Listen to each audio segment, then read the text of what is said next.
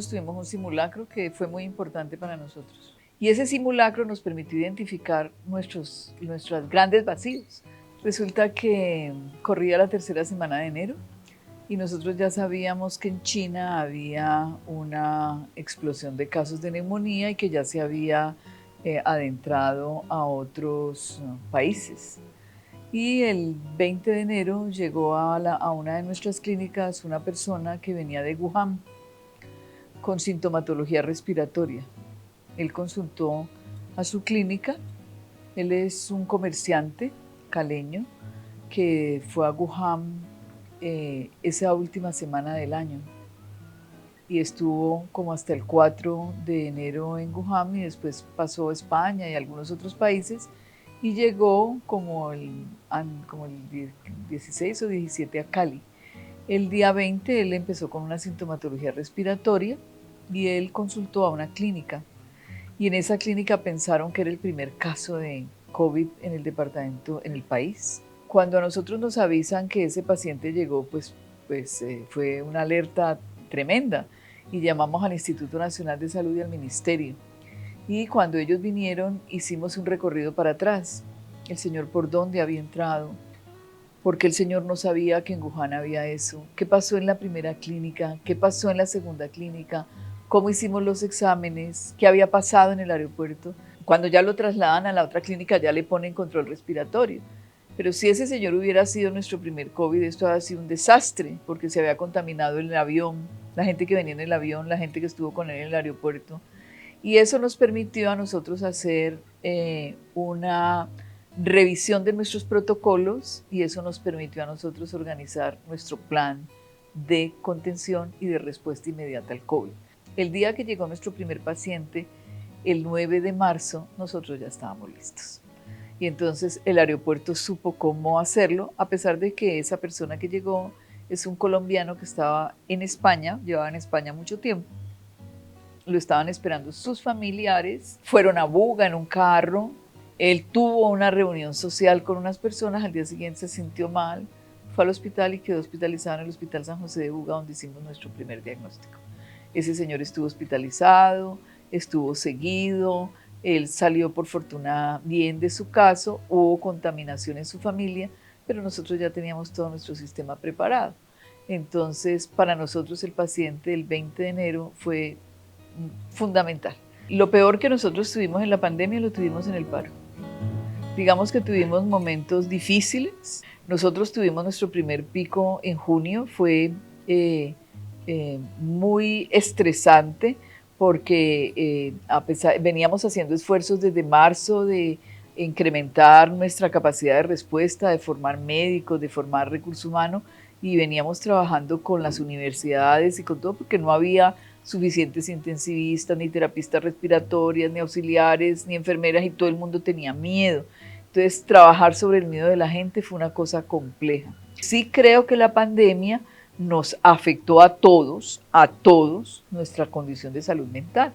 Salud mental es esa condición que te permite crecer, desarrollarte, disfrutar del trabajo, resolver tus problemas y ser productivo. En la pandemia estuvimos todos encerrados contra un monstruo que producía miedo.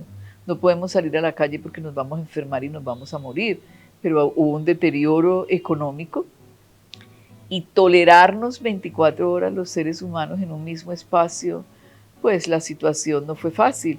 Cuando la comida faltó, cuando la crisis económica estaba, cuando los niños no se iban para darle descanso a la mamá, pues eso incrementó las violencias y es parte de lo que estamos viendo hoy.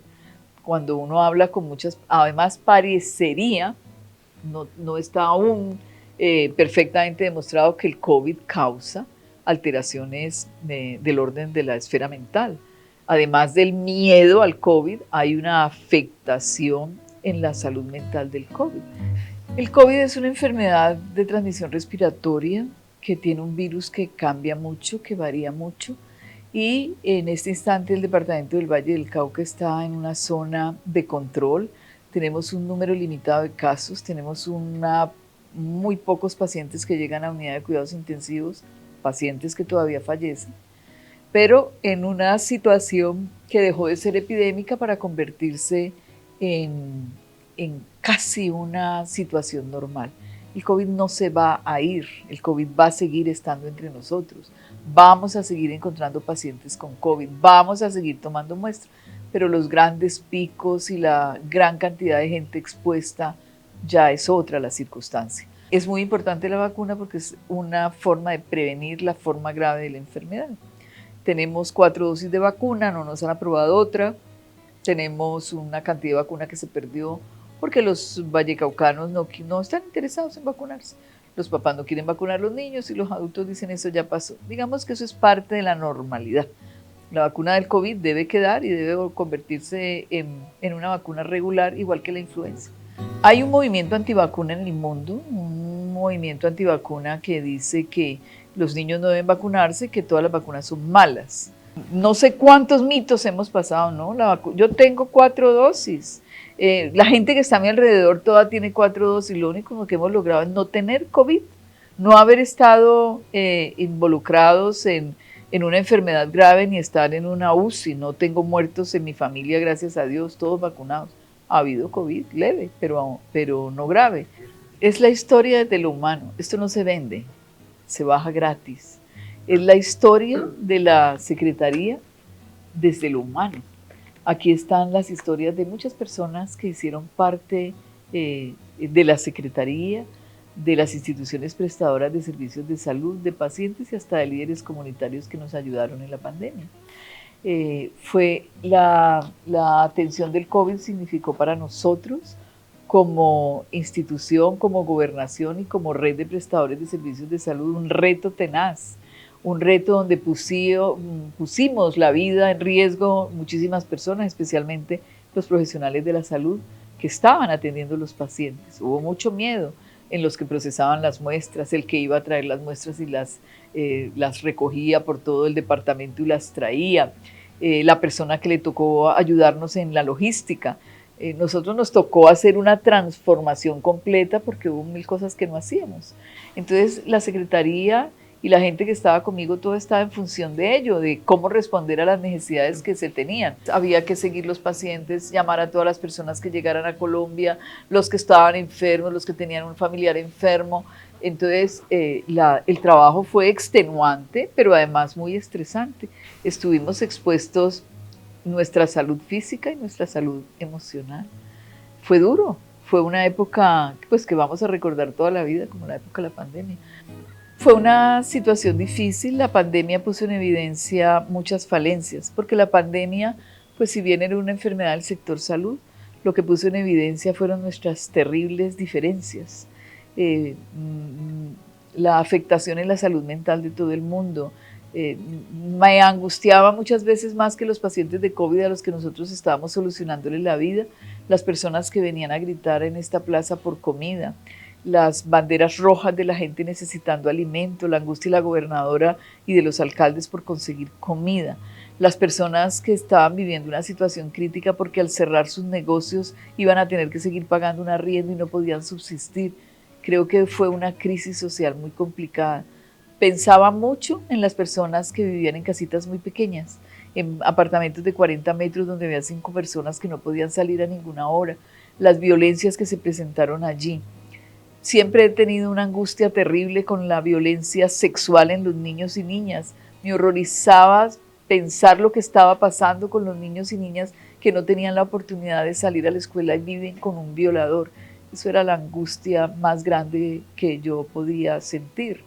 El hambre, la violencia, el empobrecimiento de nuestra región, la pérdida de posibilidades económicas, la pérdida de los niños de no ir al colegio, tenerse que levantar a recibir clases por internet, los que tenían internet y los que no tenían internet en un celular, perdieron 2 años de su vida, 2 años académicos, 2 años sociales, fueron sujetos de todo tipo de violencias. Yo pensé que íbamos a salir mejores seres humanos, pensé que el tocar ese fondo tan duro que nos tocó nos iba a sacar mejores seres humanos. Hubo muchos matrimonios que se salvaron porque no se conocían, hubo muchos matrimonios que se acabaron porque definitivamente no se toleraban. Entendimos muchas cosas de los medios de comunicación y de del Internet y las posibilidades de la virtualidad que no conocíamos. Aprendimos a hacer reuniones por Internet, a vernos por Internet, a celebrar por Internet. Eh, Hoy parece mentira eso, ¿no?